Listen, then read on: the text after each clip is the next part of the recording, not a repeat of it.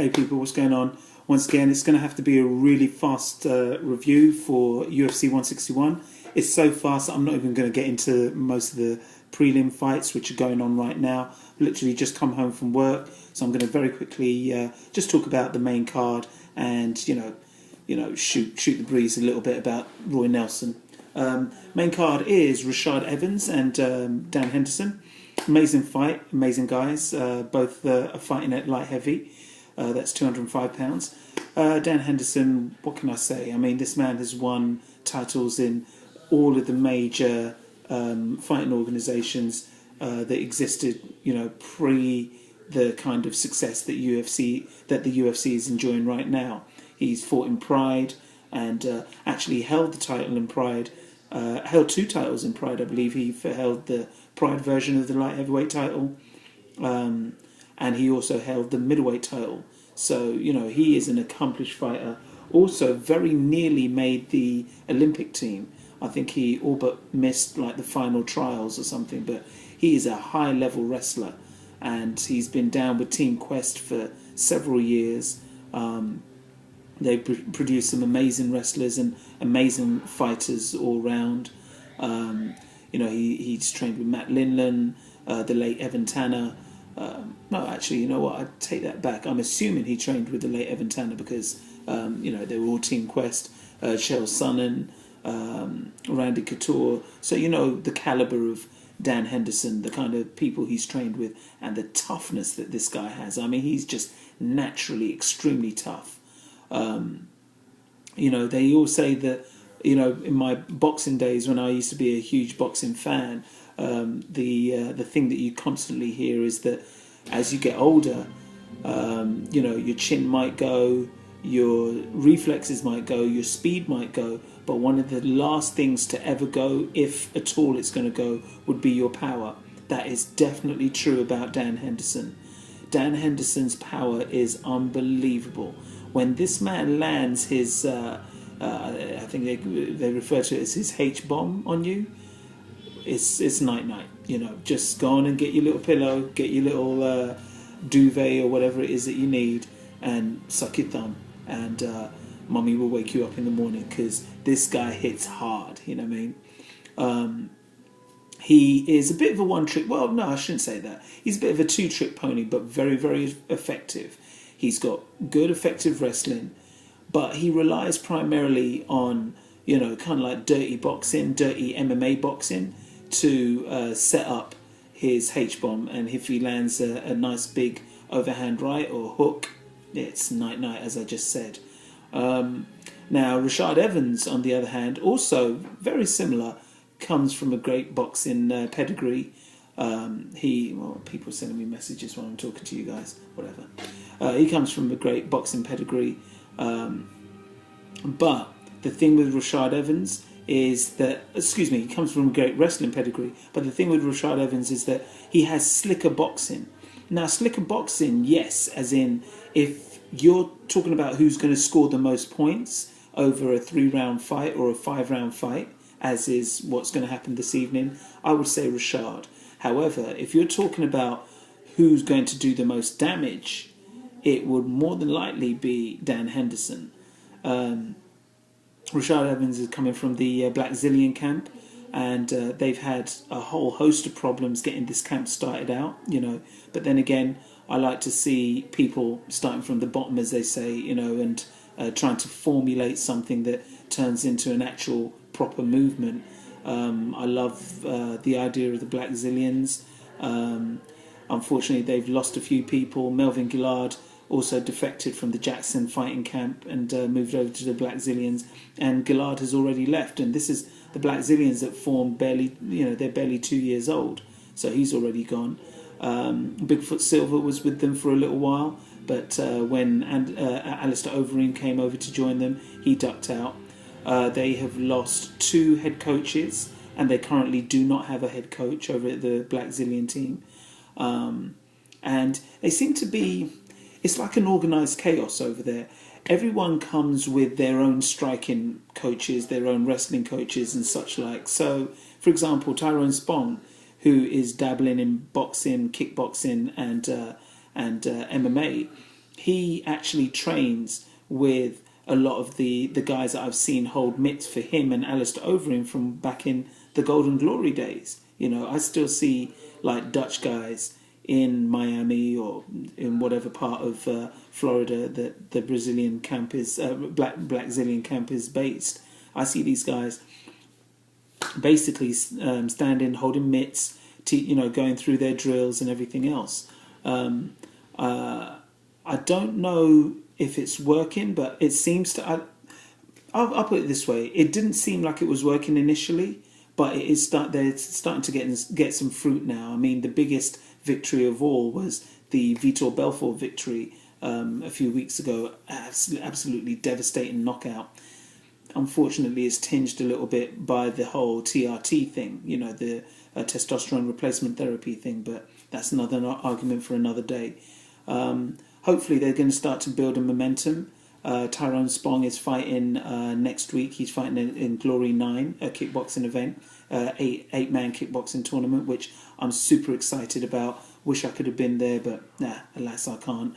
Back to Rashad Evans, on the other hand, I think that the general momentum of what's going on around him would definitely help get him into the right frame of mind, get him into the right kind of place, because in a way the Black Zillions is his baby. He's one of the founding members of that whole team, so it would be nice for him to actually get a win, not just the guys who came and latched onto the movement after he kind of like started it. Now, I've got to be honest, I like both fighters. I think, Henderson's great. I think Rashad is great. Rashad was super lackluster in his last fight, but hey, it happens. I am going to do this. I'm going to not sit on the fence. I'm going to say this. Maybe I am sitting on the fence by saying this, but I'll say it anyway. I think that Rashad Evans is a better boxer, slicker boxer, and will win. That's what my mind says.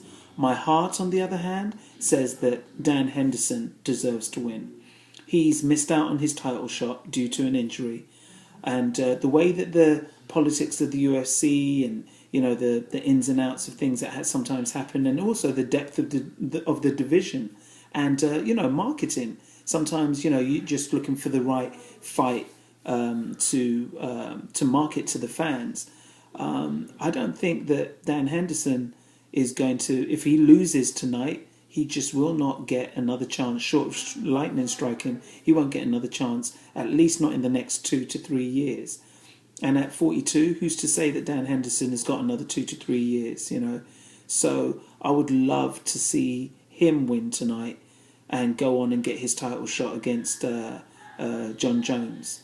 On the flip side, however, I believe that Rashad Evans may not win simply because he seems to be all over the place a little bit mentally. I know that Rashad, he lives in Boca Raton on his own. This I can just pick out from the things that I've read, but he doesn't live with his former wife and kids anymore. They're either back in Chicago or in upstate New York, where he's from originally. So, I don't know how much that kind of stuff will be affecting him. And then also, Rashad is, he's been with the UFC for a while and he wants that glory. He's been a light heavyweight champ and he knows that, the beating he took from John Jones kind of like demoted him to just a regular UFC fighter as such. So he's been dicing with the idea of moving down to 185 and fighting at the middleweight to see if he can actually make a title run for Anderson Silva. So things like that, if you start to discuss stuff like that and start, talking about doing test cuts with your weight and things like that, it's not a good sign that you're focused on the 205 bout that you have, that he's about to engage in the next few hours. So I will say, I'm so sitting on the fence, I'm so contradicting myself right now, but I say, mind says Rashad, but my heart would love for Hendo to win, Roy Nelson, excellent fighter, another very heavy-handed guy. The last UFC video that I did manage to do, I actually, it was a classic fight. It was body ugly, Roy Nelson, pot belly, man boobs, the lot, versus body beautiful, Chet Congo. Biggest, tallest, most muscular guy you've ever seen ever in the UFC. And guess who got knocked out in the first round? Chet Congo.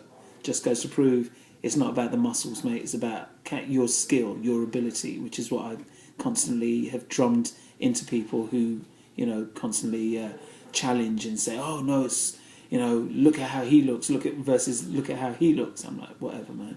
Anyway, Roy Nelson, I'm looking forward to seeing him fight tonight. I believe I'm just going to pick Roy Nelson to win. I think the other guy's cool, but nah, I think Roy Nelson will win. And you know what? I wouldn't mind seeing Roy Nelson challenge for the title, though I don't think he stands a chance against Junior Dos Santos or Cain Velasquez. But it wouldn't hurt. I wouldn't mind watching him challenge for a title. He's an entertaining guy. There's a female fight on this card. Davis and Sexton. I wrote their names down. I know one of them vaguely, and I know that she's got a really good record as Davis, but I don't know too much about Sexton. I'm a little bit perturbed that we had this huge momentum where we were going on about female fighters and the UFC and all the rest of it, and then all of a sudden, when Ronda Rousey's name's not mentioned or Miesha Tate's name's not mentioned, we suddenly don't push these fighters as much. I didn't read that much in the press about these guys being on this card. Nothing really. So that's not cool. But hopefully, as these girls start to really perform and shine, then they'll be able to carve out their own niche. Pat Barry's fighting tonight. Heavyweight kickboxing guy. Kind of cool guy. I like his personality. He's an alright fighter. Don't know too much about Jordan, so I'm sitting on the fence. I don't know who's going to win from who, but Pat Barry definitely, it wouldn't hurt him to go out there and put on a good show and hopefully beat Jordan. Jake Shields is fighting tonight. A little bit disappointed with Jake Shields. Apparently he got popped for something naughty in his last piss test after his last fight. So I think this is Jake Shields' first fight since his ban or fine or whatever he had to do, and he's fighting Tyrone Woodley. I'd say Jake Shields will probably win. Woodley's cool, but Jake Shields does come from very good pedigree. He did some amazing things when Strikeforce was still about, and I don't think he's shot his load yet. I think he still has a lot more to offer to the UFC and to mixed martial arts in general. That's basically it, guys. I'm trying to whiz through this, and here I am at the 30-minute mark, and I'm still going to ramble for a little bit. I'm going to try my very best to get a little bit of rest because I'm just knackered, absolutely beat. That's for those of you that don't know what knackered means. It means you're tired. So I'm going to try and get some rest. Try my very best to watch the fight tonight. After watching the fights, I will do my utmost best to do a review video. If I don't do it later on tonight, I'll probably do it first thing tomorrow morning, okay? So those of you that are going to watch the fight, enjoy. Those of you that will not watch the fight, you're more than welcome to watch my review video tomorrow, okay, and find out my opinion on what happened. People, be good to yourselves, be easy, and I'll speak to you in a bit. Bye.